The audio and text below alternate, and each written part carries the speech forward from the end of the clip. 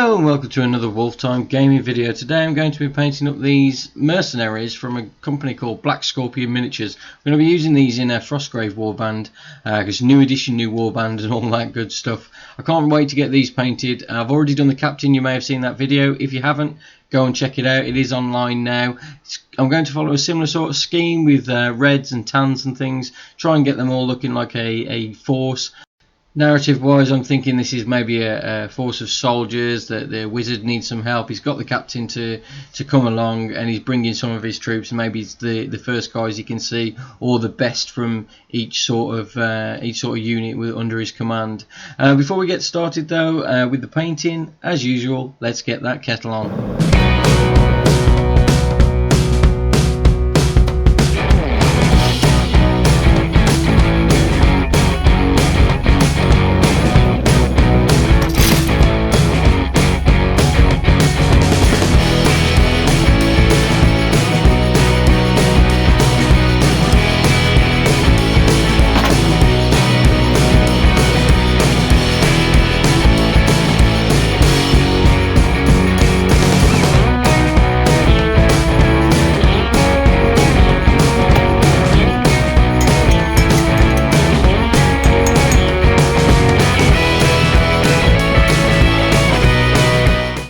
Okay, so let's get started. Now the first stage, as with all the miniatures really, is to stick some basic material on the base, which is what I do straight away, and then I give it all a good base coat. In this instance I've used Wraithbone, which is a Games Workshop spray to be used with their like sort of contrast paints, because I'm going to use a few of those in this instance.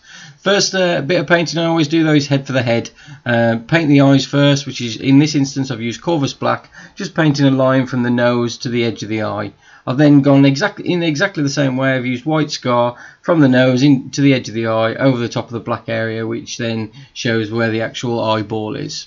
I then do a little dot just in the middle, which is the iris, using the Corvus Black again. I don't bother with any colours because it always looks a bit strange.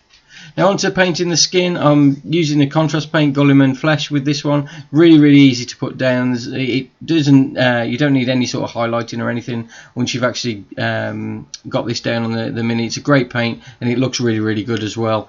There's hardly anything you need to do. You can go back over it afterwards, and if you want to do that, I'd use a Cardian Flesh tone or something similar. Now the colour scheme I'm going with is like a red and a tan sort of a scheme, half and half. The red I'm using is Blood Angels red, again another contrast paint, just to save time really, because I want to get these on the table as quick as possible. I'm not planning to enter these into any sort of competitions. They're essentially my miniatures to get games in, and that's what we're all here for at the end of the day, or the majority of us I would say, is to actually get some games in on the table. The shield was pretty simple really. It doesn't go great of the contrast paints on flat areas, but the shield's quite small so you don't notice. The next paint I'm going with is another contrast paint. In this instance it's Wildwood, which is sort of a mid-brown sort of a colour, and I'm using these on like the boots that he's wearing, the back of the shield, and there's also like a rope across the centre, just underneath his midriff really, around his stomach area. And I'm going to paint that the same. You can also see there I've done a little bit of battle damage to the actual shield as well. I didn't want to do too much, but just to show that he has already been in a fight, I did do a little bit there, and it sort of implies that the shield's wooden rather than a metal, which is I think is quite cool. The next paint is another contrast paint, and this time it's Contrast Skeleton Horde. You've seen I've used this quite a lot on the channel. I'm really into this paint at the minute. I'm trying to put it onto pretty much all of my miniatures. I think it's a great colour. It goes on really easily. All the shading drops straight into place, and there's no messing around. You can see it just went onto the mini really simply. I then picked up just a normal sort of Mornfang base paint now, just to pick out a few of the details, just on the inside of the shield, and he's got some string across his on his chest where he's holding his sort of clothing together, so I used it there, and I've also used it on the handle of the sword as well. Usually I go with maybe a Scream of Pink or something, but I didn't want it to look like too much of a fancy sword, so I went with the brown. The silver areas I've used, which essentially is just the sword in this instance, is the Lead Belcher, which is a normal sort of silver paint from Games Workshop. It's my go-to for all silver things. If you mix this with, well I say mix, if you go into this with a null oil straight over the top, it looks absolutely fantastic, and it's something I use quite a lot. The grey that I'm actually using for the trousers here is Administratum grey. I haven't got any contrast grey paints, and it really does add a different colour to the miniature. Could have gone with another brown or something similar, but I didn't want it to sort of I didn't want the detail to disappear. I wanted some sort of interest. And around his hood as well, I did consider going with a brown for the hood, but again, I didn't want it blending into the wooden areas and into his boots. I wanted to look a little bit different, so I've gone with a grey sort of material sort of a look. And I'm going to add a little bit of the gold I've used on the sword is Retributor armour. It's a really nice bright gold, and really good gold as well to go down on the minis. Some leftover Retributor armour I had for some Warhammer Custodes I've been painting, or I had painted. To do the hair, I use the Contrast Black Templar. This is a really good sort of black paint to go on there, because you don't have to add any sort of highlights to the area. And it does, I wanted it to obviously drop into the recesses of the hair as well. So it's an ideal paint to use for anything really that's got a little bit of detail on. Any flat areas I wouldn't advise going with contrast, but especially if they're larger than sort of the shield sort of size. The base I've actually painted with Rhinox hide. If you've seen any of my other videos, this is sort of my go-to for basing, Rhinox hide, and then I'll go with a lighter colour after.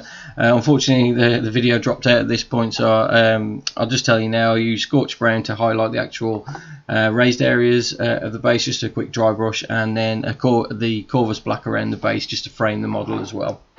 At this point then, it was moving on to shading, so I used Agrax Earthshade initially around the grey areas we were talking about earlier and around the hood, just to add a little bit of detail. I thought about using Null Oil, but I didn't want it to look like a rock, so I went with the brown sort of Agrax Earthshade, and this makes it look a little bit more like clothing, or dirty clothing, I think anyway. I did just go over the shield as well, just to darken it down a little bit and add a little bit of interest, like with the colour, so it wasn't just flat colours as well in this instance.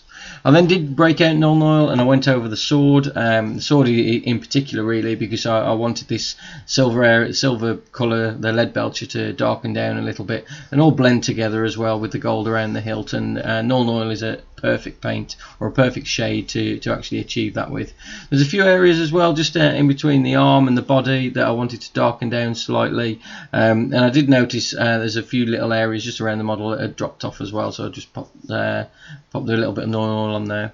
Basic material wise, I just had a little bit of static grass, a little bit of flock, and I've got some bits of foliage that I just stuck down. I just used a standard PVA glue for these, and a pair of tweezers essentially. Just dotted it around the base. You don't have to go into any detail. Do try and knock it off the boots, because obviously grass doesn't grow on boots. But there you have it. These are the actual models. I've used exactly the same technique that I've just been through on every single one of these models, all from Scorpion miniatures, or Black Scorpion miniatures, sorry, and they look absolutely fantastic. I'm so pleased with how characterful they are, especially the lady at the back wiping the blood off the sword there, and they look amazing. I've added a little bit of string to the archer as well, just for a little bit of interest. There is a Games Workshop paint called Blood for the Blood God that you can use on the swords if you wanted to add blood, like I've done with the lady at the back. The hound looking model at the front there is looking pretty awesome as well. But thanks for watching, guys. I really do hope you enjoyed the video as much as I enjoyed painting it. Just really like to share these techniques with you all, to try and get some painted models on the tabletop as quick as possible really, so you can actually enjoy your games. But thanks again for watching. Make sure you hit that subscribe button, and I'll see you in the next one.